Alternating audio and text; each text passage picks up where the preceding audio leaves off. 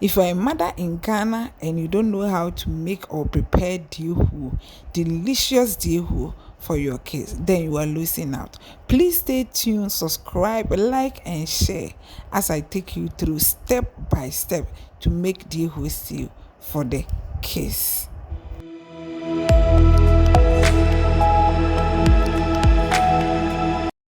Welcome once again. So as we start, these are all our ingredients. We have fresh tomato, onion, ginger and garlic paste, salt, red pepper, tin tomatoes, red oil, natural spices, and smoked salmon. All that you need. The main ingredient to make your dihu stew or teaser stew very delicious is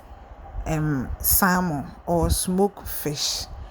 Mr. Shannon so pa so we dihu ama bank kakra bi ewofia unhia nam bebre because ebi enkora no kra no omonwe maka se dihu ye adwane bi a enkora pepa and so especially we twa akra no fo a what Ghana ha na ye maame na so wunim dihu ya mesro na wa ha ho wunya wo a eni so ha ho pi just come here, stay with us, and I will teach you so many ways. Obetimi ama oba aduane a wo skill wo ni skill akra no be healthy obe stronger won ha ho enkototo konkom aduane bebre enti ha say ni ye blend ye normal ye be season ye meat no enti we about cup full of chopped onion and red pepper, ginger and garlic paste and natural spices and ya blend ye beja kakra enti we no ye the onion beka ho na ye the started stew no. So we add our salt to the quantity and nam no wo hwa e betre ho wo to nchena na wa ma wani akọ ti ha se nya kata so e de akosida so won ze etenchen ho ti ya start stew no nso so e be wie no e be ko yanim kakra ne nam no aben so wo hwe ne nam na e de kan start enoa se be ya e be yem rekama because yamade ne chi ho ya na e den enti stew na eja ya hyase a ye kosa anti ye de dene egum ama na che the tin tomatoes egum ye the fresh tomatoes egum and ye the salmon so egum nti ha no stew is almost done nti we ye dawadawa e wo dawadawa how to make dawadawa powder e wa ha say make link no e ya na wa paahwe so wo ye the whole stew say e ya fa dawadawa e ka ho e manage the papa enkofa cube bia entum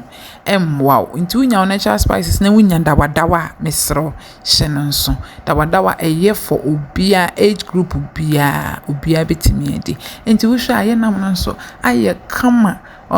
already no je ne wo ho bibia akokom kama nti na wahwie gum say chale ade aye kama na me catch us say if you are not a Ghanaian dihu or this meal is mainly eaten by the northerners in Ghana, but you can find it in all corners of Ghana because it's a delicious dish and everybody loves it. Inti he said ya macha or medofo owa and how what Ghana hankwa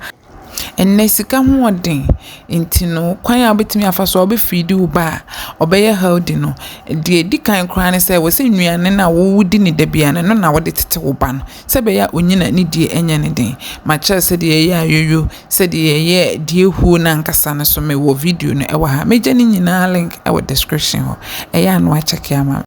da bia me ka wa channel isu say se wanya oba ho adaje anu aduane ama na ndidi yie enya anwode a obenya no ho adaje akwatena hospital me da se pass or share me so any video you subscribe, comment, like, share to encourage us. See you in our next video. Bye.